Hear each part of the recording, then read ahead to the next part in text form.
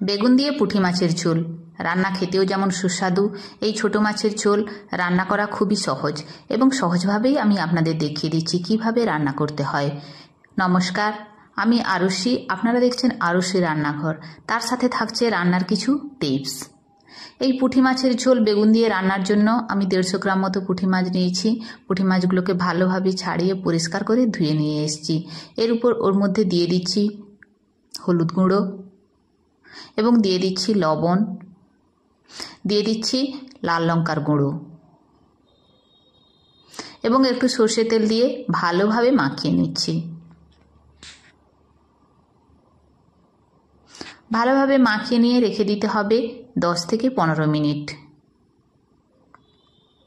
এরপর আমি একটি মিক্সিং জার নিয়েছি, তাতে ঝালের জন্য দিয়ে দিচ্ছি 4 থেকে 5টা কাঁচা লঙ্কা এবং দিয়ে দিচ্ছি 2টো টমেটো, দিয়ে পেস্ট বানিয়ে নিয়ে আসছি। ঝালের জন্য আমি ব্যবহার করেছি কাঁচা লঙ্কা। আপনারা চাইলে স্বাদ মতো বাড়িয়ে নিতে পারেন কিংবা কমিয়ে দিতে পারেন।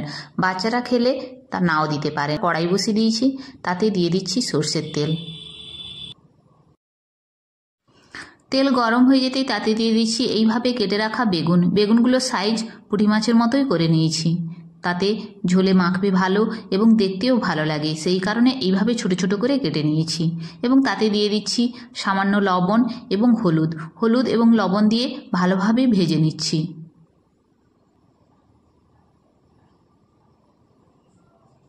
ভাজা হয়ে গেলে তুলে নেব। তুলে নিয়ে আবার ওই কড়াইতে দিয়ে দেব আরও কিছুটা তেল।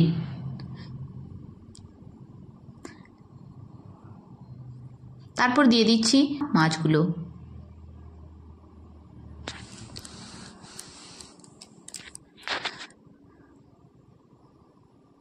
বাচ্চারা হয়তো ছোট মাছগুলো খেতে পারবে না, কিন্তু বড়রা যখন খাবেন তখন চিবিয়ে এর কাঁটা সমেত খাবেন, তাহলে শরীরে ক্যালসিয়াম এবং ফসফরাসের ঘাটতি মিটবে। আমরা আজকাল সময়ের অভাবে ছোট মাছ খেতে সময় পাই না, কারণ ছাড়াতে রান্না করতে সময় লাগে। ভাজা হয়ে গেছে, তুলে নিয়েছি এবং ওই তেলের মধ্যে দিয়ে দিচ্ছি কালো জিরে ফোড়ন। তারপর এই কালো জিরে ফোড়নের উপরেই দিয়ে দিচ্ছি কুচনো পেঁয়াজ।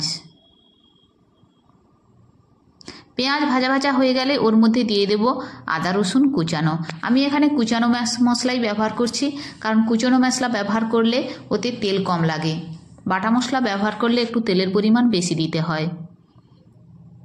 সবসময় চেষ্টা করি যাতে কম তেলে রান্না করা যায়, কারণ দিনের শেষেই সেই নিজেদেরকেই রান্নাটা খেতে হয়। যত শরীরে কম তেল যাবে তত শরীরের জন্য মঙ্গল। ওই মশলার মধ্যে দিয়ে দিলাম টমেটোর পেস্ট। টমেটোর পেস্ট কষা হয়ে যেতে তাতে দিয়ে দিচ্ছি হলুদ গুঁড়ো এবং প্রয়োজন মতো লবণ।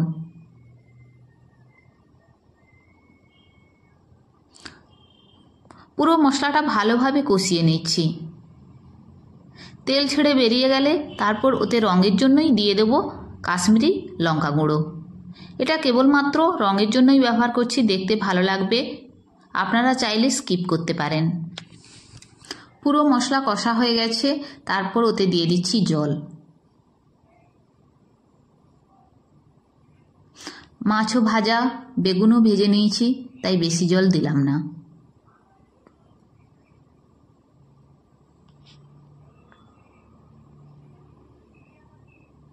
ঝোল ফুটে উঠলে এবং একটু ভালো হয়ে ফুটে গেলেই ওতে দিয়ে দেব ভেজে রাখা বেগুনগুলো।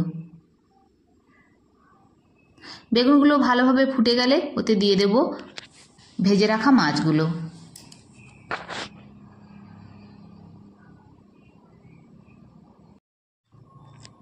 এখানে কোনো ঢাকনা দিচ্ছি না, খোলা অবস্থায় রান্না করে নেব 2 থেকে 3 মিনিট। এবারে ঝোল কেমন রাখবেন সেটা আপনারা নিজেরাই চিন্তা ভাবনা করবেন। বেশি রাখতে চাইলে বেশি রাখবেন, কম রাখতে চাইলে কম রেখে দেবেন। এই অবস্থায় একটু লবণটা চেখে নেবেন। তৈরি হয়ে গেছে বেগুন দিয়ে পুঁটি মাছের ঝোল।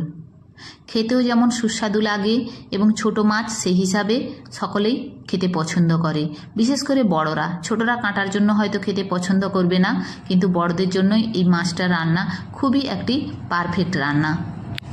আমি রান্নায় কোনো চিনি ব্যবহার করলাম না, আপনারা চাইলে চিনি ব্যবহার করতে পারেন। আমি সাধারণত রান্নাতে চিনি ব্যবহার করি না, আপনারা চাইলেই করতে পারেন। দেখতেও যেমন সুন্দর লাগছে, খেতেও দারুণ লাগে।